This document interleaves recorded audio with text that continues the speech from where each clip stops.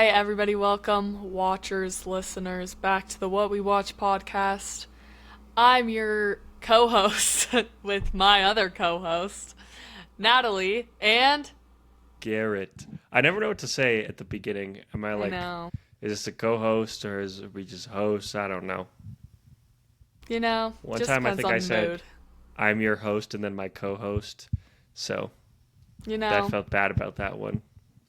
yeah, I probably took it Yeah, wrong too. No, I'm just kidding.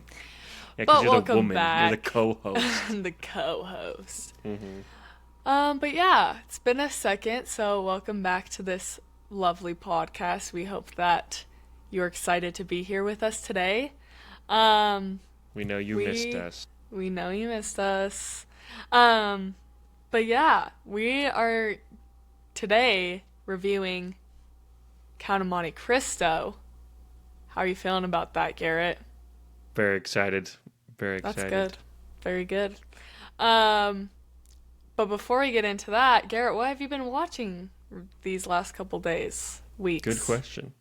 Um, I honestly haven't been watching too many movies, even though I need to, because me and my little sister are doing an entire like every Marvel thing that has been made ever past or from Blade onward we're watching to prepare for Doomsday.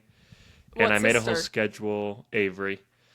Wow. It was actually kind of her idea. She was like, "We should watch all the Marvel movies." And I was like, "Okay, if we're going to watch all the Marvel movies, like this isn't just to Endgame, this is like everything cuz Doomsday, who knows, Nick Cage as Ghost Rider could show up in this movie. So we don't know.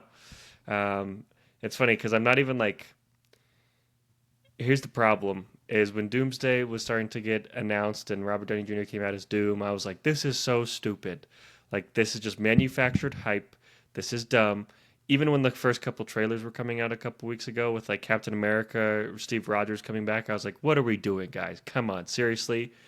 And then the X-Men trailer came out where Cyclops takes off his visor and screams and like blasts something at the very end, and I was like, okay, maybe I see what's happening. Maybe I get this.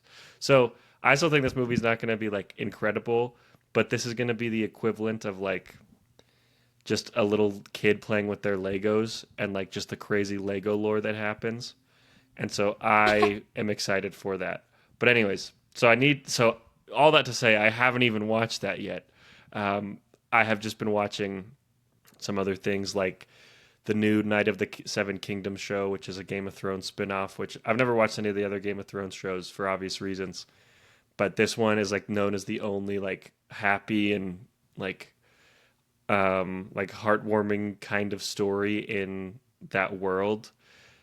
And the first two episodes came out, and it is really, really good. It's like a Knight's Tale pretty much. It literally is. The Okay. first season is pretty much just a Knight's Tale, and the main character is like the only like just 100% good guy in the Game of Thrones world, and it's a prequel, so you don't really need to know anything about the old stuff or the yeah. So it's I that has been really, really good, and I've really enjoyed watching that so far. But besides that, just like watched The Mummy the other day with my family. Nice. That movie's so good. I freaking love The Mummy. I don't We think gotta I've do it ever on the seen it. pod one day. It's so good. Yeah. And just been reading. So yeah. Nice. What have you been reading? Um, this book is called Dark Age. Right next to him. hmm I have just me and a couple of my friends, like your brother, have just been reading that series that we've been reading for a long time, starting with that book Red Rising. It's just the Mm-hmm. sequel series. So there's the original trilogy, and then like a 10-year time jump sequels, and this is the second book of the sequels, and it's Okay. really depressing, but it's very good. All right. I actually heard the other day from one of my clients' brides that hmm Red Rising is really good. It's so And I was good. like, I know, people keep telling me, I would but be within the next 10 years, we're definitely getting some sort of adaptation because it's really spiked in popularity recently. It's gotten big on the TikTok, the especially because tickety the talk. author is like this young, attractive guy that people think is really hot. Ah, Um, the TikTok girlies like that. yeah, but I'd highly recommend it. It's very, especially the first book. it's very like Hunger Games-y. It's like Yeah. I'm pretty sure the back of the book says it's like Hunger Games, Game of Thrones, and Dune all just got like smushed together, and that's Red Rising. So I recommend. Yeah, I think that's what the girl told me. She was like, it's kind of like Hunger Games and Game of Thrones. And I've never seen Game of Thrones, but I was like, all right, cool. Well, lovely. That sounds great, Garrett. I'm so glad you've been watching some shows and stuff. What have you been watching? Um, I've actually feel like I've watched quite a few like random things. The People We Made on Vacation came out, so we watched that. I That's want a to book watch that. I kind of want to movie watch adaptation. It's good. It honestly like it's that. Go ahead, like what are I you mean saying? obviously like a rom-com. Yeah. So it's like more lighthearted, but it was like a decent movie. I feel like The girl in that movie is so attractive. She is unbelievably she's really, gorgeous. really, really pretty. Yeah. I saw her in like a trailer for My Lady Jane, that show she was in like a Uh-huh, year on and a half Amazon. ago, and it like changed my life. I was like, "Oh my gosh, this woman is so attractive." Never Yeah, seen she's anything with her very in it, but she's very pretty. she's very cute and she's so fun in that movie. It's a fun one. So like if you're up for a lighthearted little rom-com, go for it. I thought it was decent. And then I watched Materialists, kind of out of nowhere. That was kind of a weird one, not gonna lie. Yeah, I people said liked that one it, was but I also weird. like didn't like it because it's an A24. And I liked what Eternity a lot better. Hmm. Like I feel like the vibes of that one were just a lot better. And then have you ever heard of That Thing You Do? I feel like I have. Keep talking. I'm gonna look it up. It's like it's a movie with I'm blanking, but it is about like a Tom band. Hanks and yeah. There's a bunch of people in it, but yeah, it's Steve about a Zahn. band. Yeah, Steve Zahn's in it, Liv Tyler. and Dang, it's in the that's crazy. 60s, and Uh-huh. it's about this band that gets formed, and it's just a fun movie. Like it was really cute. I liked it a lot. The main guy in it is the dad from is one of the dads in The Summer I Turned Pretty, so I wanted to watch that. And I really liked it. I thought it was really good. We watched Nacho Libre, I watched Miracle. I've been on a grind, I guess. But I also have been watching The Traitors. Have I talked about The Traitors on this podcast? I don't think so. It is one of the most entertaining reality TV shows of all time. Is that If the you're- one with Alan Cumming as the Yes. host? Yeah. Yes. If you're into like reality TV, just like even a minuscule, you will like The Traitors. Like it's so fun. They take all of these like probably like C list celebrities that are just like somewhat well known but kind of not because they're all from like other reality TV shows. Yeah. They put them together and then it's like a murder mystery, kind of like Among Us, like Secret Hitler, like that kind of vibe. And it's so funny. Every person that I've like shown the show to and has like committed to it is like obsessed. So Yeah, if you're I've like heard into really good it, things. like it's so good. Like I've been begging my little sister Reese to watch it, and last night she started it at like 11 o'clock, and she was texting me for like 2 hours watching the first couple episodes, and she was like a play-by-play of everything that was happening. Like it's so funny and so entertaining, and like you just get hooked. So if you're into like that sort of thing, highly recommend. But yeah, that's been on the Nice. brain a lot. Oh, and I finished Percy Jackson, the season 2. But yeah, how was it? My thoughts about this show in general is that I think it can be really good, and I think that it's actually like pretty decent for like what they're working with. You know what I mean? I don't remember the books that well, so like a lot of people are like they're not following the books. Yeah. And I'm like, it doesn't matter to me. I think that as the actors get older, it could get like even better, just like because they can like make it more mature and stuff. So I'm interested to see where it'll go, and I hope that they're able to like finish it off. Yeah. Because I really do enjoy a lot of aspects to the show, and I just think it's like fun and goofy and just like a kid show. You know what I mean? So I can't remember if I've talked about this on the podcast before, but I haven't finished season 2. I watched like the first 2 episodes, but it first 3 episodes, I think. To me, that show is it's so almost great. Like it Mm-hmm. could be like so great. Mm-hmm. But I feel like the cast is really passionate about it. They seem to have really good chemistry, at least like in interviews and stuff and parts of the show. But overall, I think the one thing that holds it back, and this is going to sound super pretentious, but it really makes sense when you think about it, is the one thing that holds that show back is the directing. Like it Mm. feels so like cheap looking. Like it It looks kind of cheap does. sometimes, and the staging is weird, and Mm-hmm. just the way they use the camera and how sometimes the actors like react to things or don't react to things. Like It's definitely like super cheesy. exactly. So Like, and like it could be like I remember I saw a clip of they compared the taxi scene from the show to the taxi scene from the movie, which movie's bad. Like nobody likes the movie, but the movie like it feels like that scene at least like it feels a lot more like intense, a lot more crazy. Like oh my gosh, they're in I this think crazy taxi. I think the movie feels a lot more high stakes, whereas the Hmm. show feels a little bit more goofy. And I think probably just because it feels a little bit like cheap looking and Hmm. stuff, like it doesn't feel as like intense as. But there have been things like there's I think it's episode 4 in season 2, like that I was like, oh, that was like a solid good episode with like it Yeah. felt like it like meant something. And I do think that if they're able to like as they get older and hopefully they can like take it a little bit more seriously like with directing and tone, and if they're able Hmm. to shift it a little bit, I think it could end up being like really good. For But you're sure. right, it's like on the cusp. It's like there's some things about it that are like really cool and good, and I think it's just the story, like it's just a fun Yeah. story, but then like the execution isn't quite there, like it's almost there, but then it comes Hmm. off feeling really like I don't know, like the like weird like monster guys that are like trying to break in. Like I'm like they're not, and it's a kids show. I have to remind myself Yeah. that like it's not. I'm not necessarily the target audience. Like it's for like 13-year-olds.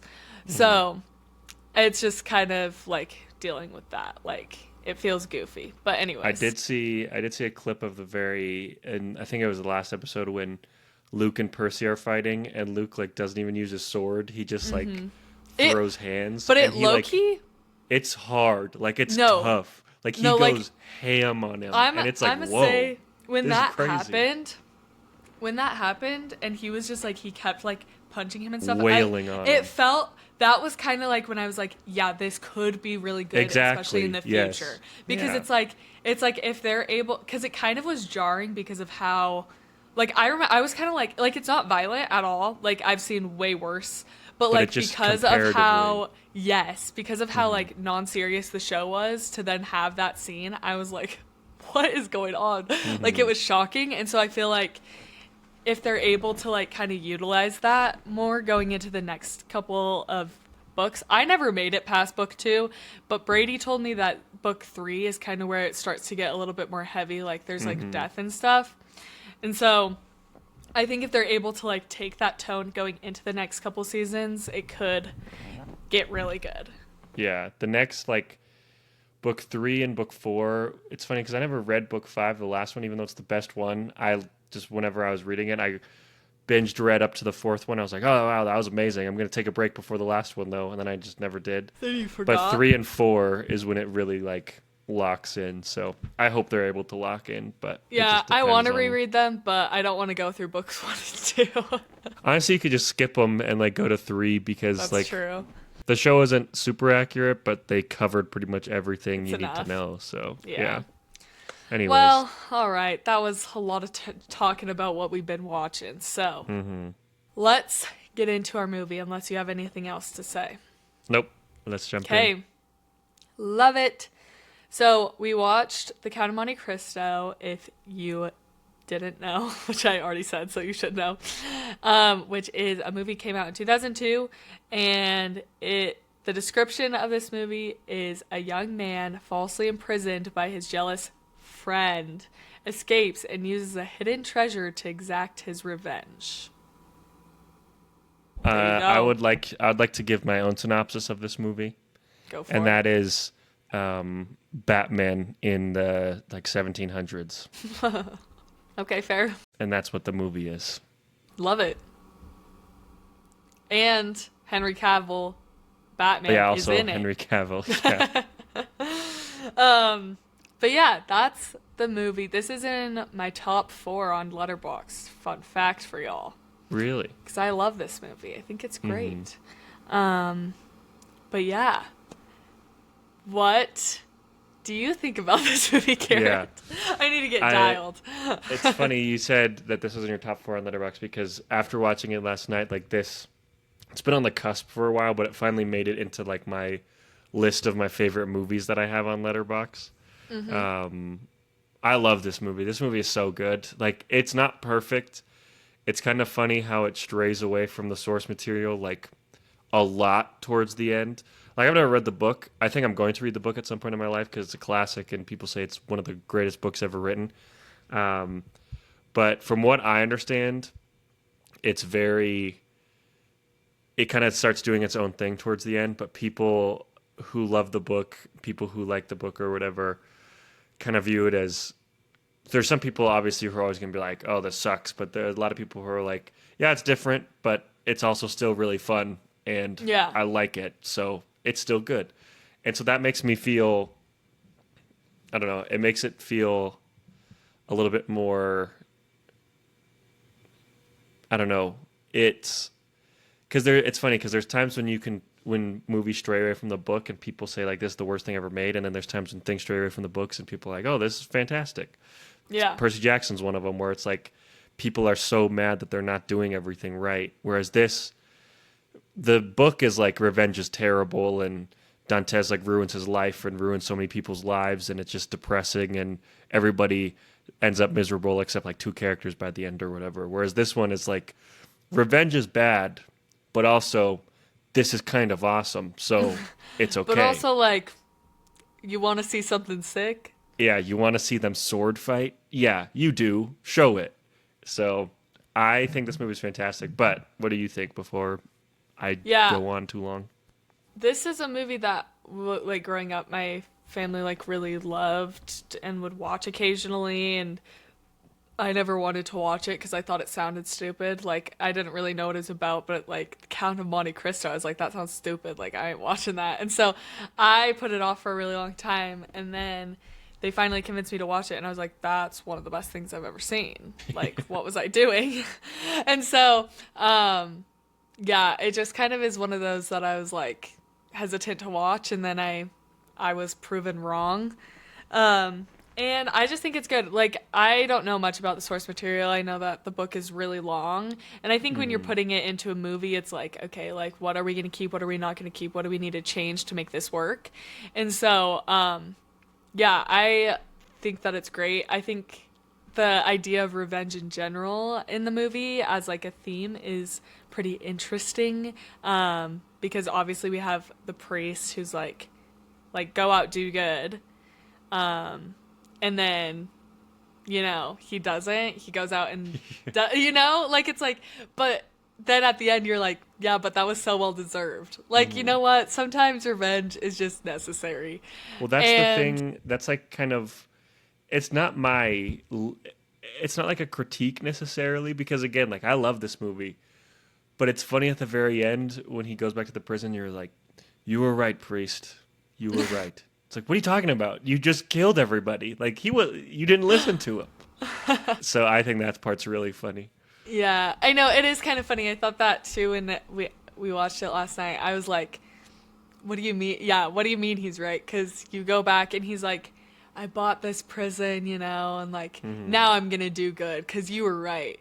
But it's After I like did all my after revenge, I now did I'm all my gonna. Yeah. revenge, yeah.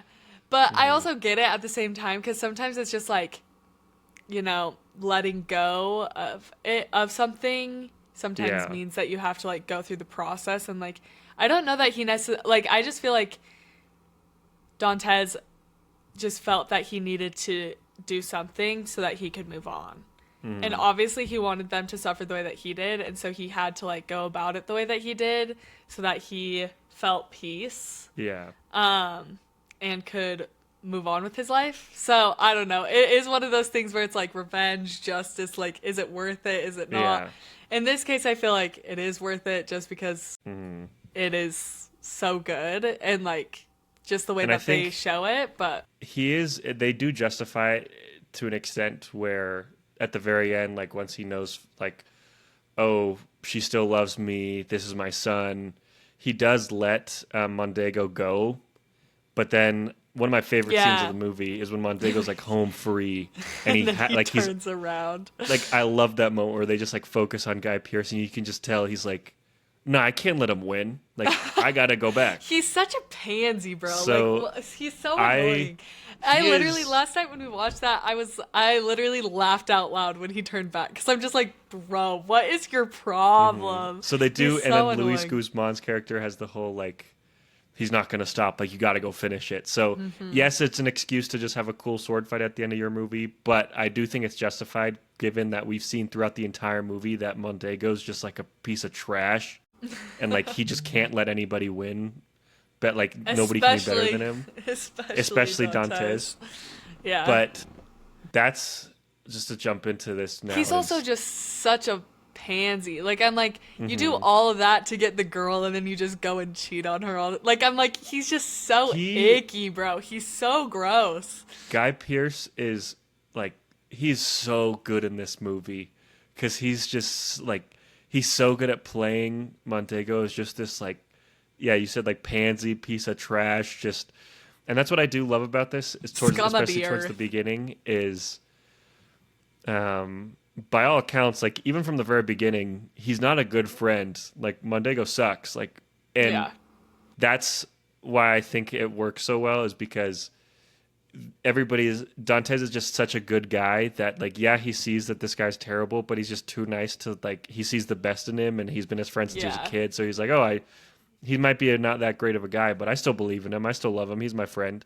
And Yeah. that pisses Montego off because he kind of knows that he's a bad guy, but he sees that this good man like won't give up on him, which makes him better than like, which in Montego's mind makes him think that Dantes thinks he's better than him. So he constantly is like, just his hatred for him stems from a lot of like self-loathing, which I think is really really cool. Of, Yeah. I don't hate this guy because he's like too good. I hate this guy because he still believes in me. And you kind of see that at the beginning because he is kind of like mournful when Dantes gets taken away. Like when they have that sword fight and then the Yeah. guards come and take him away and he gives him the chess piece and then he like chucks his sword and then when what's his name kind of embellishes the story and is like, yeah, he killed a guy. And then Mondego's like, well, you didn't have to go that far. Like you didn't have Yeah. to like break their hearts. So like you do see at the The beginning at least he is craziest a part little. though, it's all just like he's just so like I don't even know the word. Like it's all just so annoying. Like he's the most annoying person to Exactly. ever. Like cuz I'm like you feel bad for like I don't know. You feel bad for them saying that he murdered somebody, but then you're sending him to Chateau d'If. Exactly. Like I'm Yeah. like you're just oh, he just like everything about him is just like nails on a chalkboard character. Like he just I can't do it. But And that's why I love it. one of my favorite scenes with him too is when we're kind of introduced to him after the time jump, where he's sword fighting that random guy, the guy who Mondego slept with his wife, and Mondego just stabs him, and before he's even like the dude like hits the ground, Mondego's just turned around, grabs his coat, like gets in his carriage, like he's a piece of trash. But he do got some aura. Like I'm not gonna lie. Like I he's don't think got he some does. swag to him. When I don't think compared to he the has count, swag. when compared to the count, it's like not even close. Like the count has insane aura, which we need to talk about in a second. But I like it's not that his swag is like, oh, it's cool swag. It's like this guy sucks swag of like, and he knows that he sucks, and I love that. He's just so gross, and his face just makes me want to die. But, anyways, when you were talking earlier about kind of like his the comparison between how like Dantes is like such a good person, and that's part of the reason why he hates him. Yeah, I also think that that's kind of why the revenge works is because you know that Dantes is such a good person and like it's like if they were able to like hurt him so bad that he needs to get revenge this bad, like it's like okay. Like he feels that way and he's like a good person and like you can Hmm. tell in his heart that it's like that's just a good dude, you know? Yeah. And so it's like, okay, well, maybe that it is okay for him to get revenge because this is like the only time in his life that he's ever felt this way and like has needed to do this. And so it's like, okay, like just let him do his thing because Hmm. that's a good dude and he deserves revenge. Yeah. And I think something that just as you're talking and making me think about it is like we see Dante's at like three distinct points in his life, obviously. Um, and I think Before that's what, prison, yeah, during prison, after. exactly. And I think that's what makes a lot of this movie really good is it's kind of three different movies. There's the beginning portion, then there's the whole prison portion, and then there's the revenge portion. And they do feel like pretty distinct from one another. And I really like that. For sure. Like the prison stuff with Richard Harris's character, the priest, and that stuff is so fun. Like That's it's like my not, part of my favorite parts of the movie. yeah, like it's miserable, but it's also like really fun. Like you like seeing these guys work together and develop their friendship, and also And the see Dantes like kind of learn and grow and like yeah, become like a super smart dude. It's so cool. Yeah. the also I love how you can kind of see that the priest has put together how Dantes was betrayed. Like it seems like he's put that together a long time ago, but he doesn't just tell him. He wants him to put that together. Like that whole scene when he's like, like claps for him. He's like, bravo or whatever. It's just fun. Like the priest character is so funny because he should be just as miserable as Edmund is, but he's not. And Well, I I love when love he, when they meet and like he gets into his cell and like Dantes is kind of like in the corner like hiding because obviously that would be a scary thing to happen. You're like, what is going on?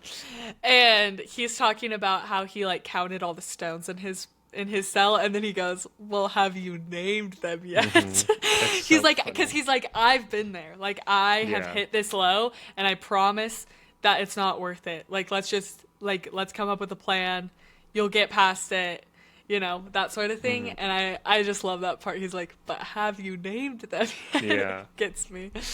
And then his one of the best lines of the movie where he says, where Dantes is like, I don't believe in God, and he says it doesn't matter because Doesn't he matter if he believes in believes in you. you. Yeah. That's such a good line, So good. and just And it hits. and the God will give me justice etched in the wall is really cool. And ending on that in the movie is really cool. And I was gonna say the what's his name, the prison like head guard guy. What's his the Oh, yeah. that I know who you're man? talking about. Yeah, With the the like deep voice. yeah, but what's like the title? Why am I forgetting like the title of like the warden? The warden. Um, that man is the most vampire-looking man to ever exist. Oh, He 100%. exude. I'm pretty sure he's in Twilight. I think he's in Twilight at I some think point you're because like right. he's one of the three like head villains or whatever with Vecna and what's his name. Um, like he looks and talks and just carries himself like a vampire, and I need him in more vampire movies because that's the most You're vampire I've like, ever seen in my you life. are a vampire. What is his name? And like, if I can find it, I can He's figure it just I out. don't know if we know. He's just the warden. Let me look it up. Anyways, crazy. Count. Yeah, no, he is a like, just his like face and features and his like stringy hair. Armand Dorlec was his name. The character. I don't know the actor, but um, Michael Wincott is the actor. Nice, But nice. I say Love that. let's break this up into the three chunks because that might be Yeah, easier. love So, it. beginning portion of the movie before the prison, what are favorite parts, least favorite parts, whatever. Well, this is my least favorite part of the whole movie in general, just because I find it like it's all just build up. It's all just kind of boring. It's like trying to get all the like things out of the way, just introducing you to the characters and like the relationships and stuff. So, I mean, the best part is like once it starts to like heat up and like get into the like Dante's getting arrested and stuff. Yeah. But yeah, I would say it's like it's kind of like slow and like you kind of have to like really pay attention for the first like like portion to like kind of figure out what's going on and like why it's going on. Because I remember again, like I didn't want to watch this movie when I was young, and Yeah. then they finally got me to watch it. And at the beginning, I was like, "What is this? Like, I do not want to be watching this." And then once it like picks up, it picks up. But yeah, I think it's like a good starting point just to like it's necessary. I feel like the Yeah. pacing though in this whole movie is so good. Like Hmm. for what they need to do. Like Brady thought that this movie was like 3 hours long. It's like 2 hours. Like it's not Yeah, that long. But I think they pace it so well to make it feel like there's so much that you get in it. Like there's for not a sure. time in this movie where where it feels like it's like too slow or anything. Hmm. But yeah, what is your favorite parts of the beginning? I really like just the whole setup between Dantes and Mondego and their like friendship relationship. I think it's really, really good, really solid. Frenemies. I love the line. There's so many good lines in this movie, but I love the line of um, when Dantes is like, why are you doing this? And he says, you're the son of a clerk, and I'm not supposed to want to be you. Like Mm-hmm. that just tells you everything you need to know about him. Mm-hmm. And I was texting your brother about this. I think it's so funny in movies because this happens in a lot of movies, more than just this one, where like the best friend character or just some character will talk to like the lead love interest, and say basically the equivalent of like I love you, run away with me, please, just like let me do you. And then the girl is just like, oh, you're so silly, like, oh, you're so funny. Like that happens in a lot of movies, and then nothing like they never see that as a bad sign where it's like you should tell that this man is like not like stable, like this is not a good dude. When he's literally like his No, first line. I think Mercedes knows that.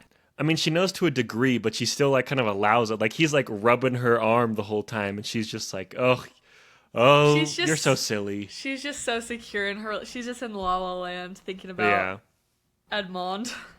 it's funny too because we can talk about some nitpicks a little bit later. But it's funny that Mercedes, is like the only character in this movie who That sounds even recognizes. remotely French. Oh yeah, I Like thought you were gonna everybody say else that is just like recognizes him at the British. end.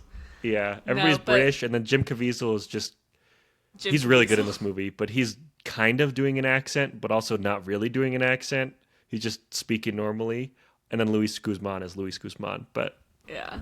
um, so yeah, I think I also find it so tragic that they send Dantes to the prison, and then literally like not that long later, Napoleon just breaks out anyways. So they didn't even need to send him there, and it's just kind of pointless. Like that's Mm-hmm. to me a lot of the tragedy is it'd be one thing if he gets sent to prison and then Napoleon never breaks out, but the fact that Napoleon does break out makes it like, are you kidding me? Like Yeah, it's like was that's that so that sad. yeah. Yeah. It's all just so tragic.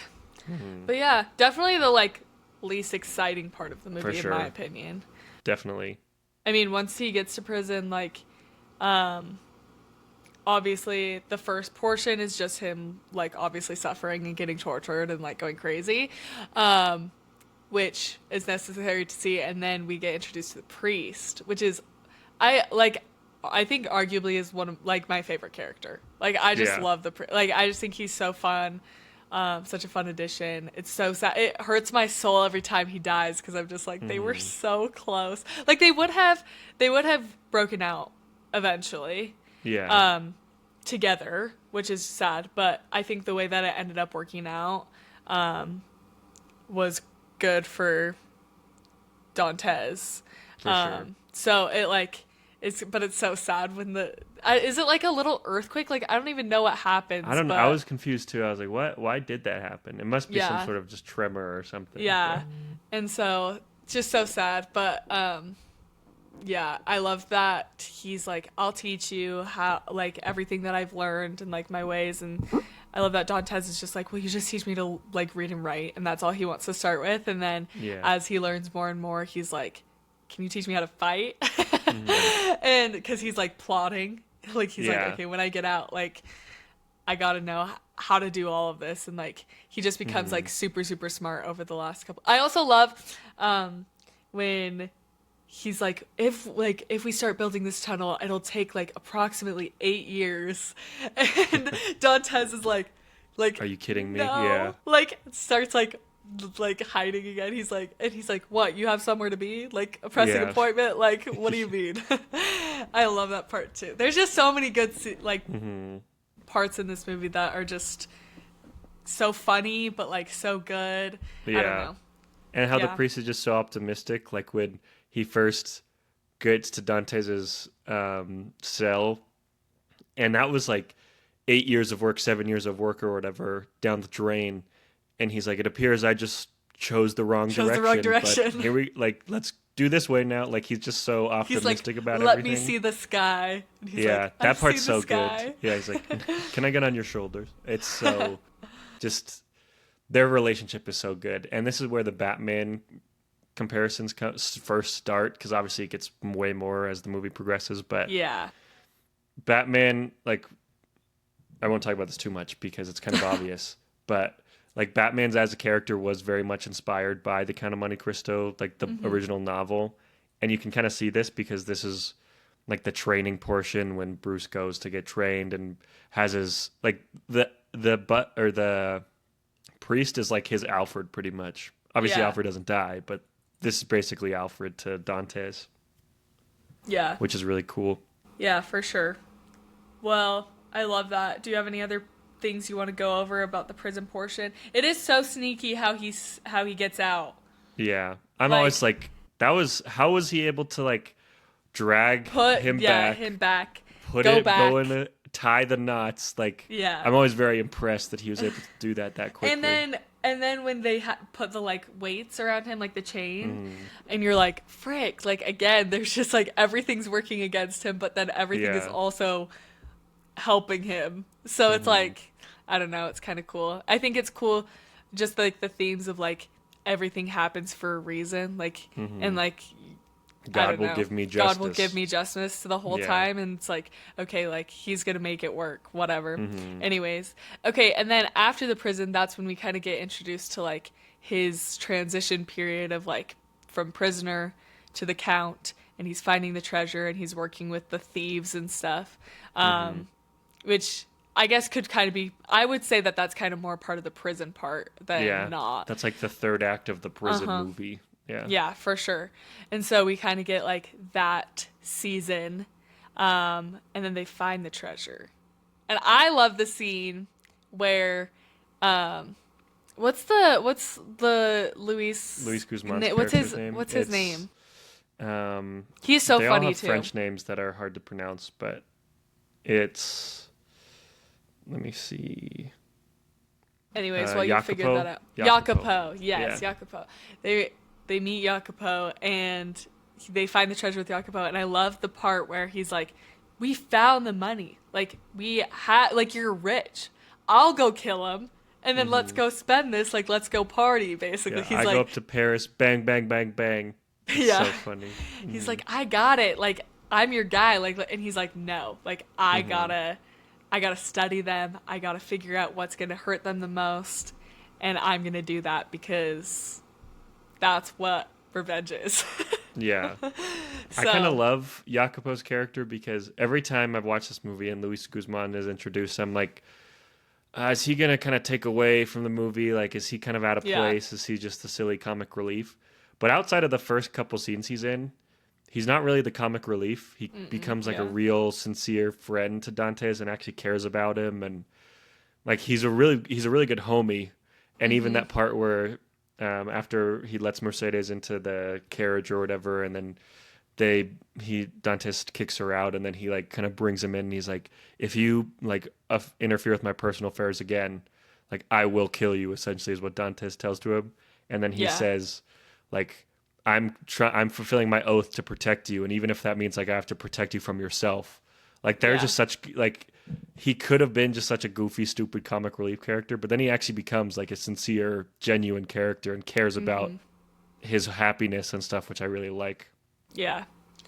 Yeah. No, I agree. I think he turns into like something a little bit deeper as Hmm. it goes on, and like even at the end when he's there and like helping Hmm. out and stuff, like Yeah, I do agree. Every time he gets introduced in the movie, it's like, wait, why are we doing this again? And then Yeah. it goes ahead, like you get more into it, and it's like, oh, that's why, because he's His like actually a goofy good wig character. is pretty goofy though. Yeah, yeah, and his little run.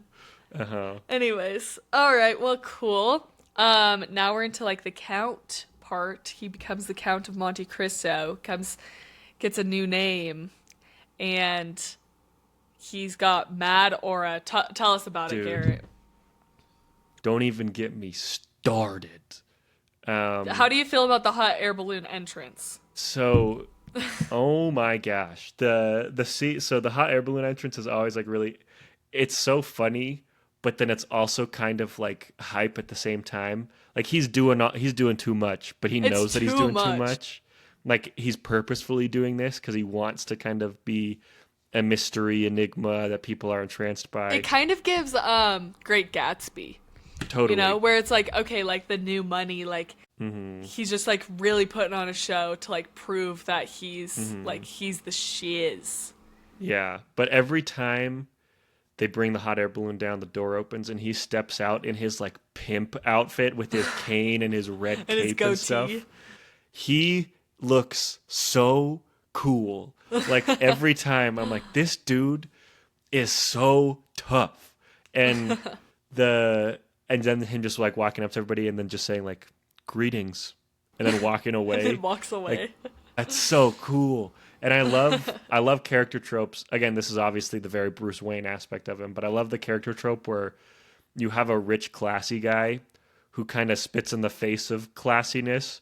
Like he knows how to be a classy guy, but he kind of is making fun of them while doing this. For example, the I love the scene where he has Henry Cavill come over for breakfast and he's just like signing documents like as they're eating breakfast and it's like he doesn't need to be doing that. Like Yeah. that could just be done later, but it's like all a show. Like it's all the show like, oh, this guy is like the real deal. Yeah. And I love that about him. But why did we ever stop wearing capes? Like his Bring cloaks and capes his back. outfits, like they're Bring so cool. fur. He wants the full cloak.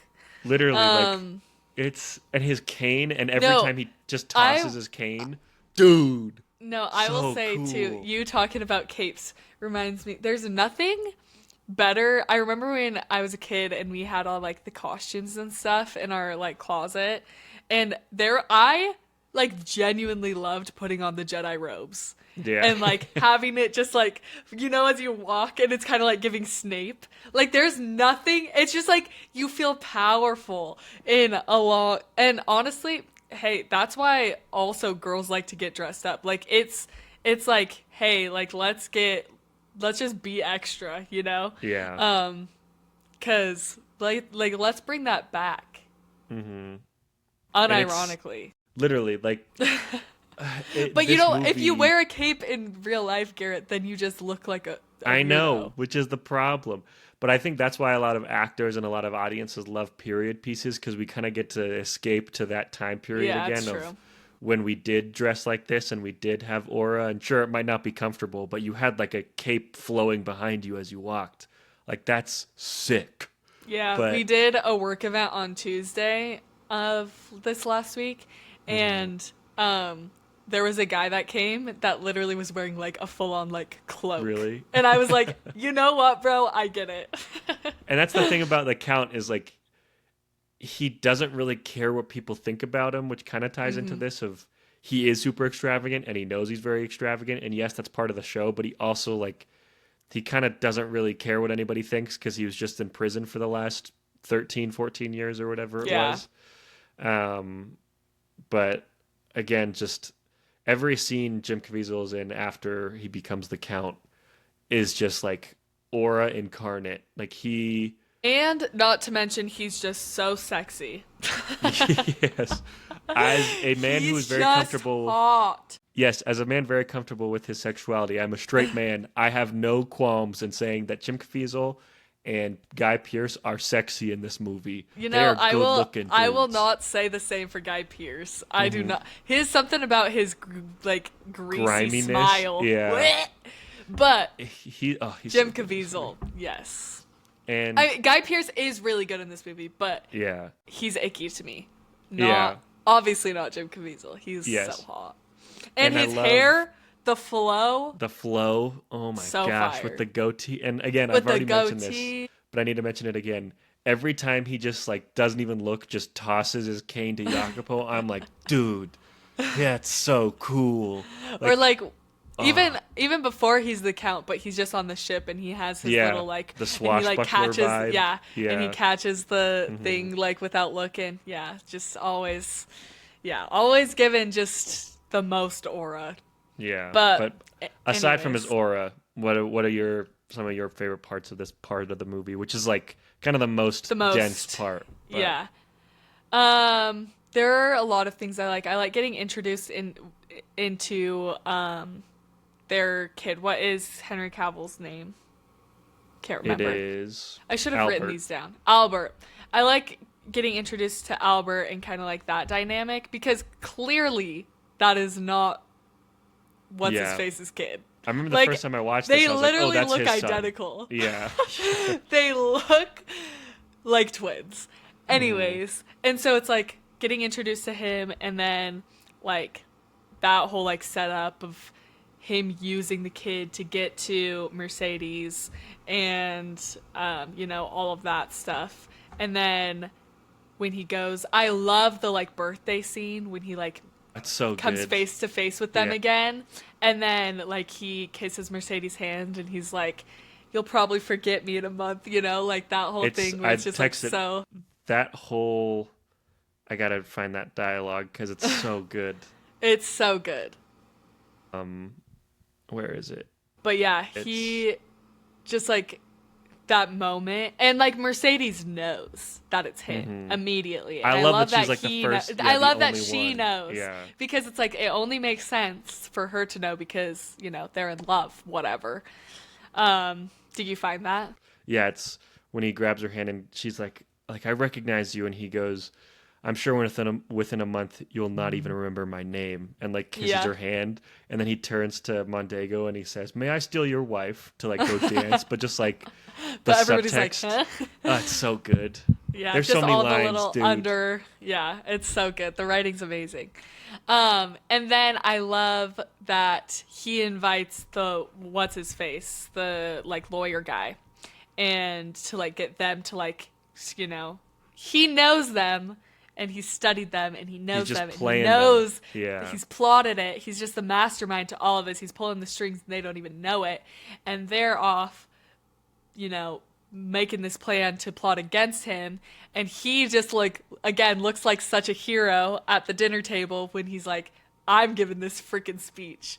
That scene's And so good. this is I before love he that even scene. knows that hmm that's his son, and it's so good. I know. And like Mercedes' face and like just how like disappointed and distraught she is, and then looking at Albert and like how sad he is because he's just disappointed because he's been wanting like he just wants to please his father obviously, and then the count gets up and does a speech and like it's so fire, it's so good, and his The just face like he just the like turns from like just being distraught to just being like so excited and and proud Henry and it's so Cavill good. looks so like heartbroken in that He scene, looks and so, it's his so poor sad. face.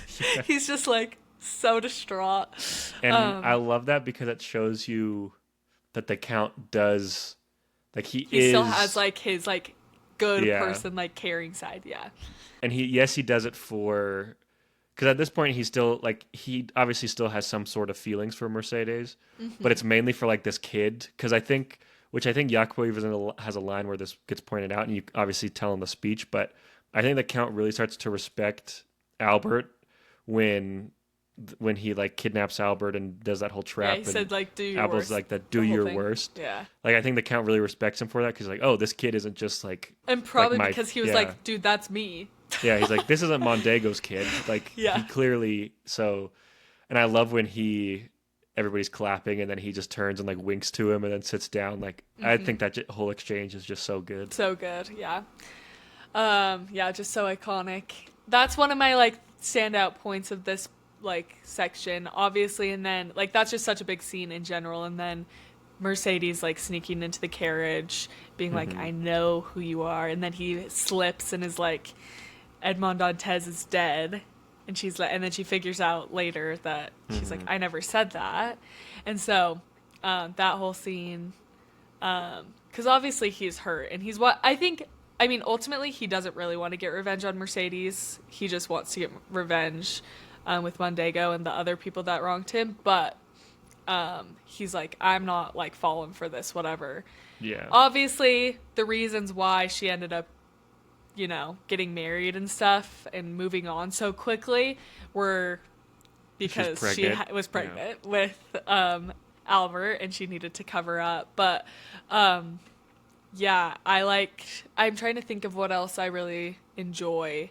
I love the whole like scheming portion where like he just outwits them the entire Hmm. way, and like you see that the thief guy that like is in charge of like that he like made that kind of pact with him of like, dude, I got Hmm. you too. The pirate um guy. the pirate guy, like Yeah. he's the one that's taking um the like chests, Hmm. and then they're there and already, and then he like hangs the guy over the ship. Like he's Hmm. just like 5 steps ahead of them, obviously because he's been plotting this for so long.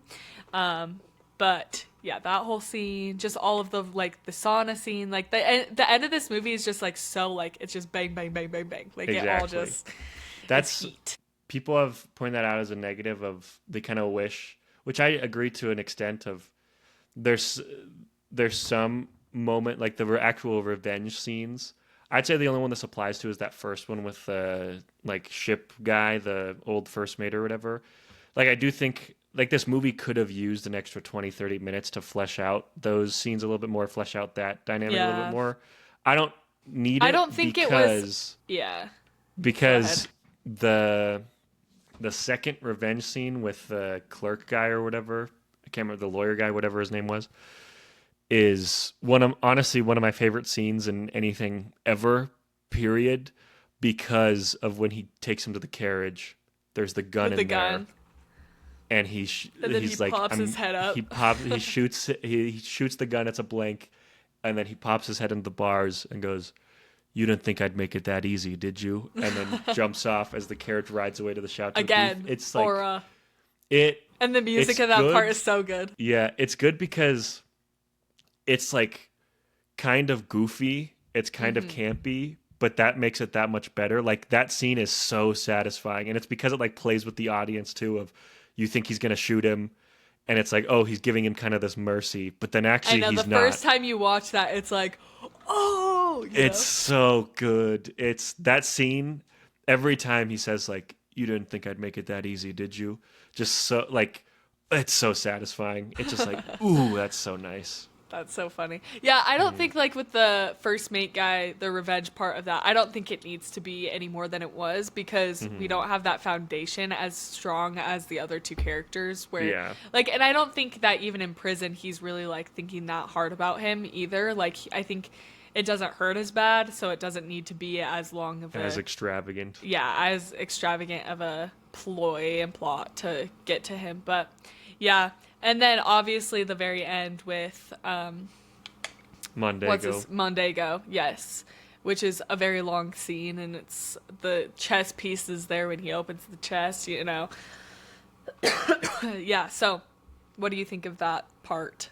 I love that part. I think very good fight. I love the when they walk out and kind of stand each other down and And also um when also sorry before you go into all of that, yeah, when he opens like the chests and and he's it's just like the looking chess into them piece. and it's just the chess piece, and then um Dantes like comes around the corner and he shaved his Goateeless. goatee. He looks so It's so cool too. good. It's so good. Uh, It's like again, it's like kind of camp. Like it's just kind of yeah. like it's kind of goofy, but because they just like own it, it goes so hard.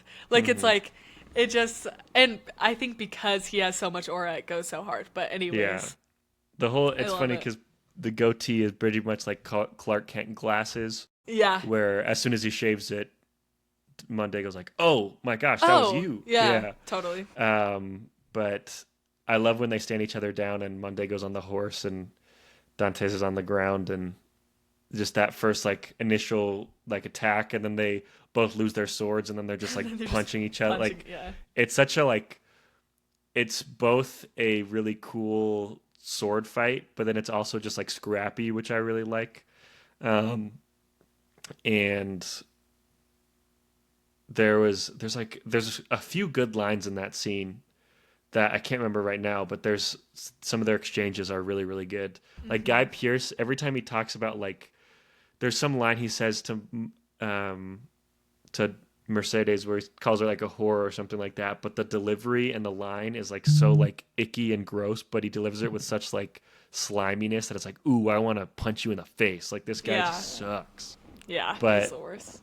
we also forgot to mention the scene when Mercedes and Dantes like finally do reunite, and I love the when she's like really, coming on to him trying to like confess her love, and he's like, "Don't rob me of my hate. It's all I have." Yeah. That line is so good. And then when she's like says something about God, and he's and he just kind of mocks. He's like, "God, like, can I never escape him?" And she goes Hmm. like, "No, he's everywhere, even in a Yeah. kiss." And then they Yeah. go on, and it's that scene is really good too. Yeah. Yeah. And I love that they like. I love that Mercedes like.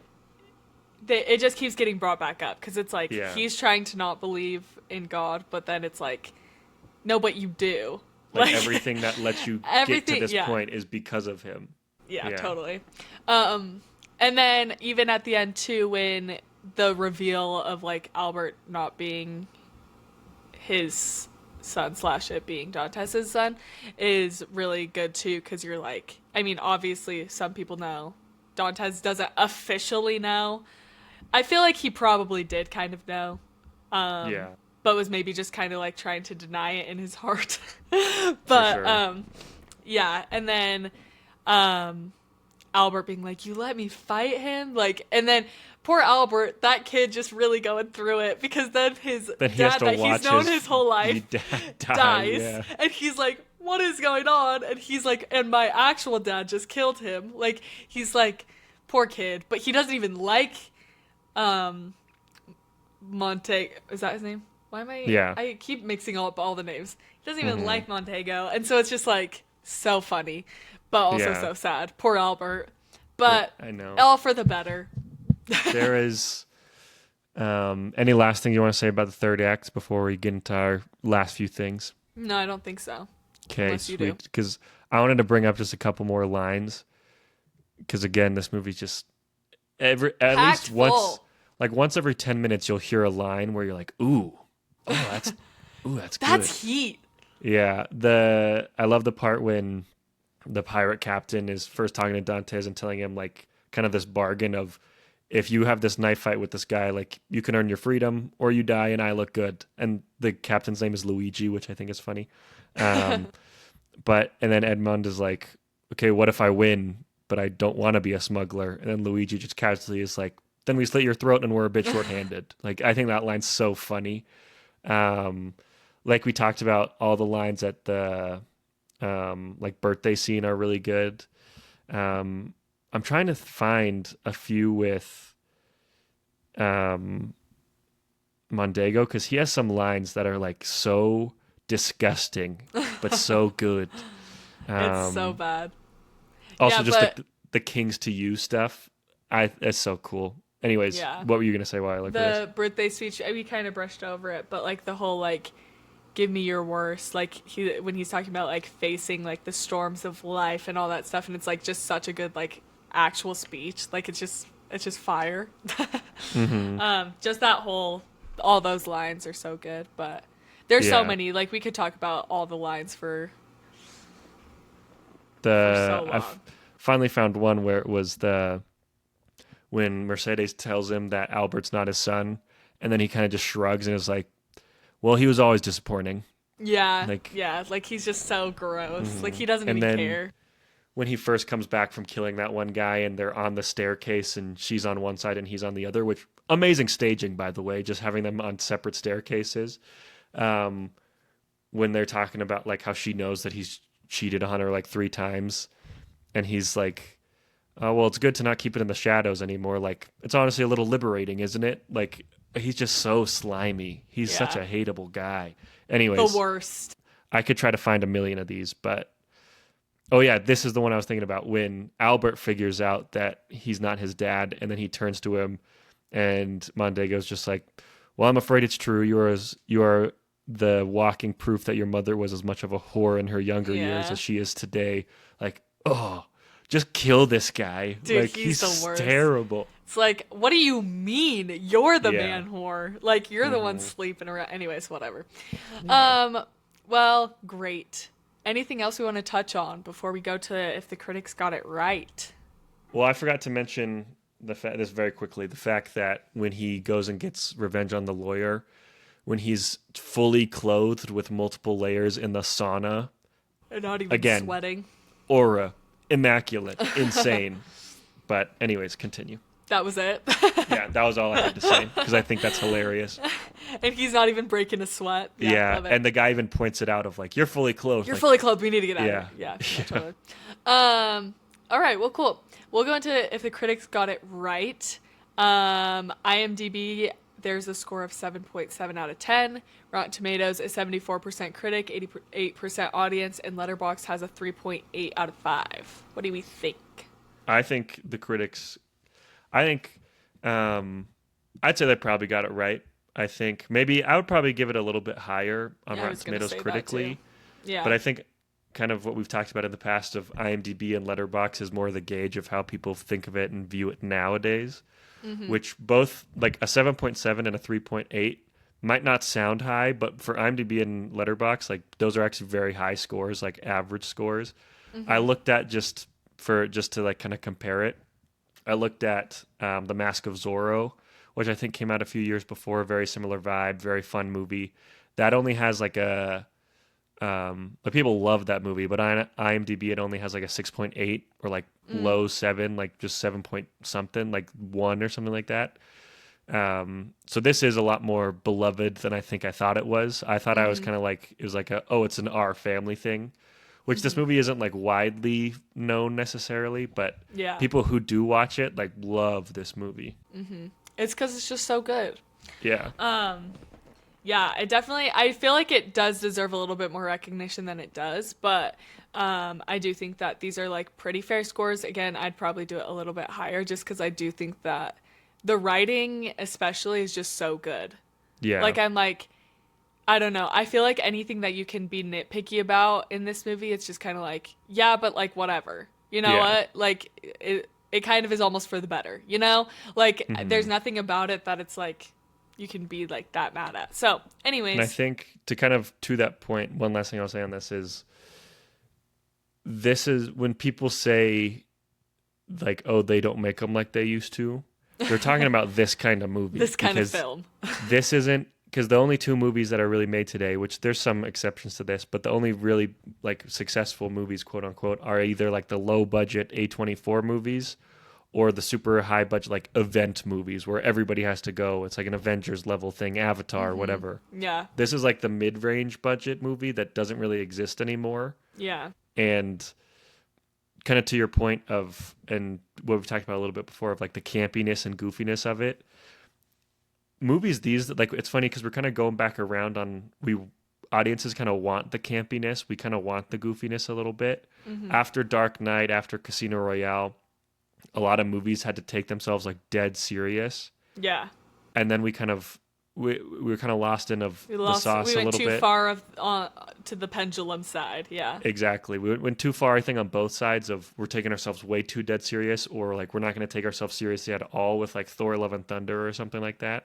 Whereas I think now movies are kind of we're going to take ourselves seriously, but still let's kind of marry have it a little camp bit. and goof. Yeah, Which you see that in something like Superman or the new Predator movie or something like that. And this is a perfect example of it takes itself seriously, but it also isn't afraid to be campy, and it kind of like puts that like heart on its sleeve of like, yeah, we are a little goofy, but we love it. Like, so yeah, what? yeah. So I think that's why this movie has such a like cult following to it because it has that level of like genuine and sincereness. It just has the sauce. Yeah, of course. That's all you gotta Exactly. say. It just has the sauce. Literally. All right. Well, cool. What are you giving it?